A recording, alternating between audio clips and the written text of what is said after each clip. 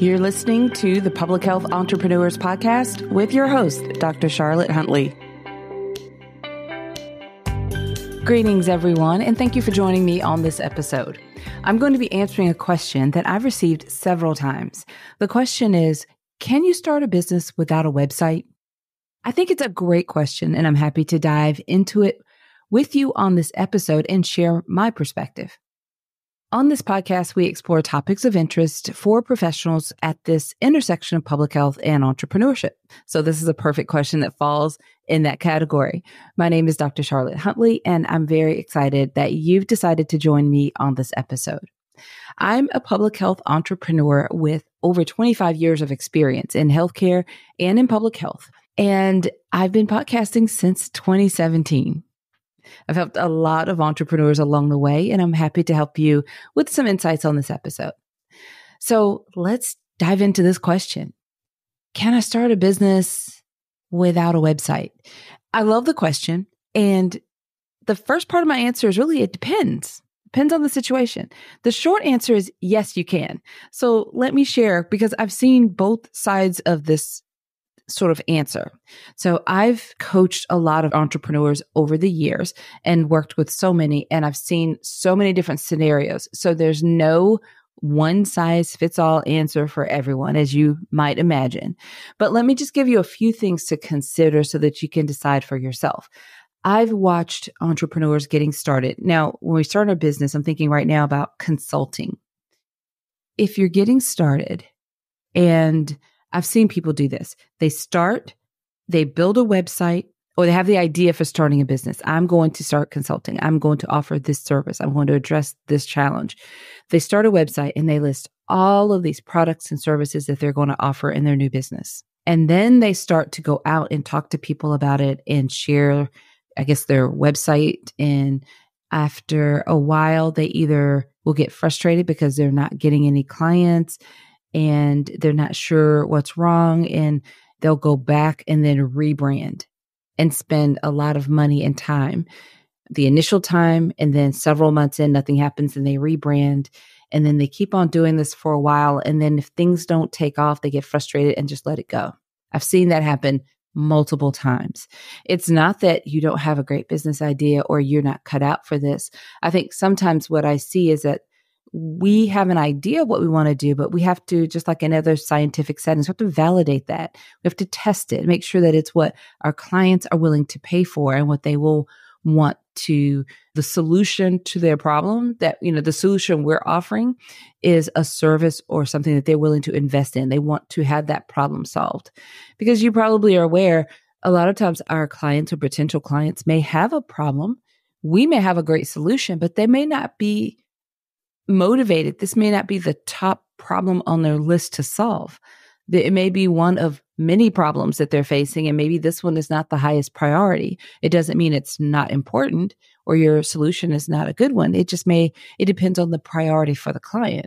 When I see early entrepreneurs get frustrated and give up, I think it saddens me, because it's not that they're not good or their business idea was not good. It's just maybe they needed to tweak and try something different, which I could go down a whole rabbit trail with that. But I'm essentially trying to share with you the downside I see with someone starting with a fresh new idea for consulting, or with how they want to go with offering a service, like a solution to a problem. Because if you've listened to this podcast for a while, I say that we are problem solvers. So if we are offering consulting services and offering a solution to the problem that we think our clients are struggling with, it can be disappointing to go all in on a website, the design, the cost, and everything before you validated your idea and your service and your business idea, meaning that you've gotten a paid client and you've delivered on that service and they're happy and you're ready for the next one. So that being said, on the other side of things, I've also seen where clients get started. They have a strong network, or they have strong networking skills. They start talking about what they want to do with their previous coworkers or employers and people in their network. And through word of mouth and referrals, they stumble upon their first client. They're excited. They're figuring it out. And maybe their proposal had one service, and through the process of delivering that service, they realized that, oh, there's something a little different that they could break down and offer. Instead of a comprehensive package, they could break it up into maybe a smaller 3 or 4 parts of a package. And this happens a lot. And this one I like, if you haven't been able to tell, because it's a way that you stumbled into it, air quotes, stumbled into it, but you're learning as you go, you're validating it, you're figuring out what's working and what you like and don't like. And after you get through and deliver that project, that first client project, you've learned so much about what you want to continue to do with the clients, what they were motivated to buy and how you delivered. And now you have a really good sense of what you want to offer going after that next client. And often what happens is either that client will repeat and continue to work with you, maybe the next step of the journey of whatever it is that they need, or you'll get another recommendation to another client based off of the work that you did with that first. So that referral base or that word of mouth is a great way to get your business going. I have personally worked with, right now I can think of 3 people that come to mind in recent years that I've helped them in that same scenario. And I know, I'm thinking as I'm recording this, I know one for sure reached 6 figures without ever having a website. And she felt bad. She felt that she was doing something wrong. I was like, you're not doing anything wrong. By the time she invested in designing that website, she knew exactly what she wanted to continue to offer. And she basically opened up another stream for people to be able to discover her and to grow her business. I know that I have someone that's in our mastermind group program right now who is just starting just a landing page for her business. And I've been working with her about 1.5 years. She's been offering consulting services and doing projects for this time period, bringing in revenue into her business. And she has not had, she's still, at the time of this recording, her website is not live. I think it's supposed to be within a matter of time now. But the point is that she worked her network. She talked to she has a very strong network of people who know her and like her and trust her and have worked with her. And she's been kind of refining her services. So now she knows what she wants on her website. I know myself, I worked for about a year before maybe not quite that long, because with the podcast, I did have to create that website pretty quickly. So I had a very basic website. And then we put the podcast on there. And then we didn't do much with it for a good year before we really got a sense of the flavor of the podcast and what we were going to be doing and how to brand that and put it together. I just think that sometimes at the very beginning, when it's very exploratory, I put a little caution there because it's heartbreaking to watch people invest so much money into building a website with all these services, beautiful websites, and have no clients and then get frustrated and not really know how. I think I'd rather see you use good networking skills and stumble into your first client project and work your way through it and learn so much more about what you want to create with that website from that experience. So a lot of my perspective there, and I like to kind of put this into some context. I thought it would be maybe good to share some pros and cons. So starting a business without a website is possible. It may present some challenges in the thinking of today's digital age. Everybody's ready to have a website and a place. Okay, I'm going to say this again. My coach does this a lot too. I challenge you to think about it. You're as a super small business getting started with consulting, especially in public health. Those of you who are doing this are likely have been working in the field for a while. You have people that you know. And the best way to get your first client, thinking you have no history now with clients, so your very first client, you may have had this experience, of course, through your work, previous employers. But as far as your consulting business, the best way to get the first clients are through people you know, coworkers, past employers, through connections in the field. And they are not necessarily going to just discover you from a website and then work with you.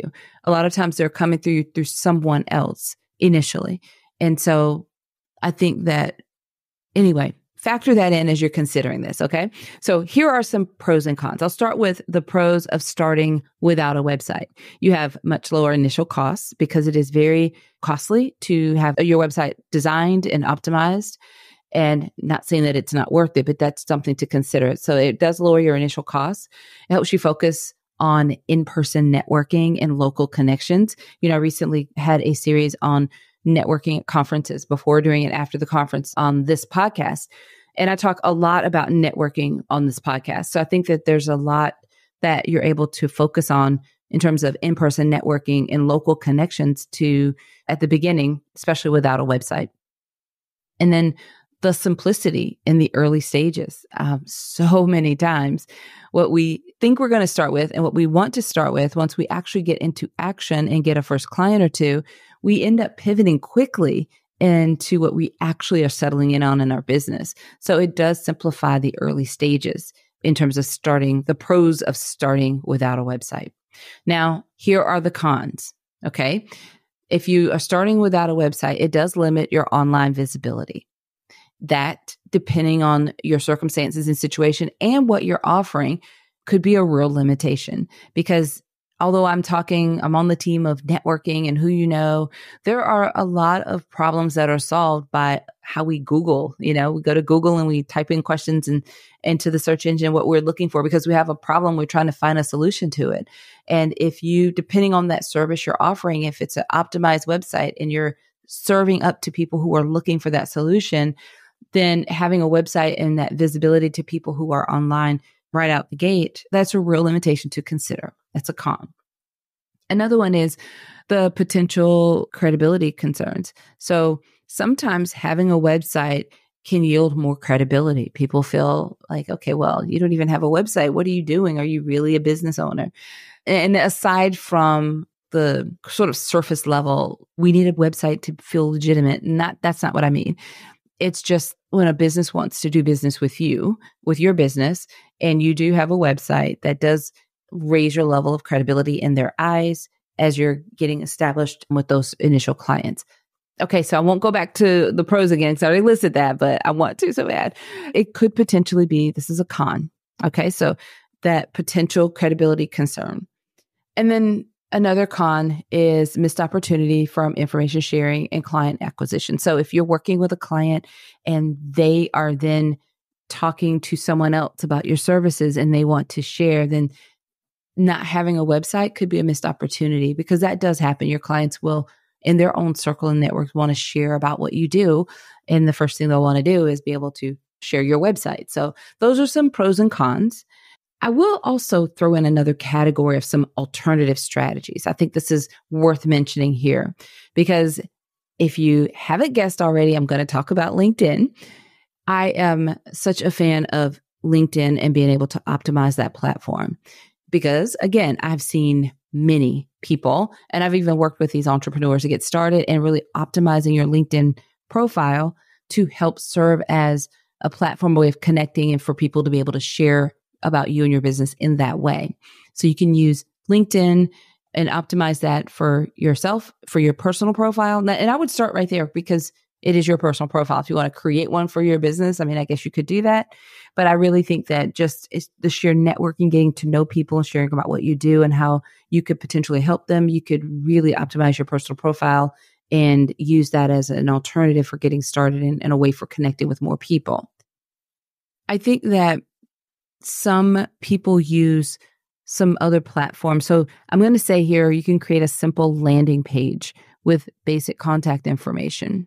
A landing page could be like that, a one-page type of a website, and you have your photo, maybe a very brief description of what you do, and then how to contact you or some links to contact you.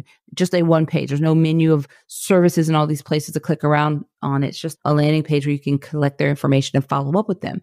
That works really well for a lot of people who need something more than a social media platform and something to help them when they're getting started, but they're not ready to jump all into a full design website. And then included in that, I will say something like Linktree.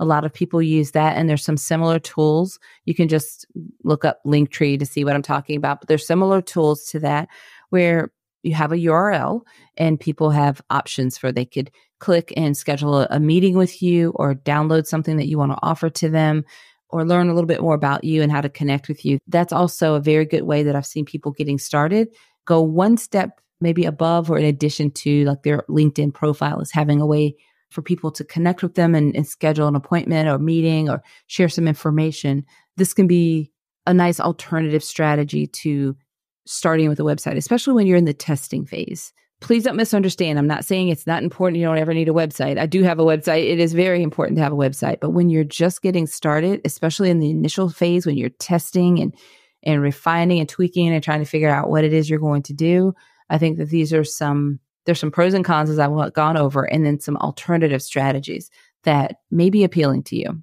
All right.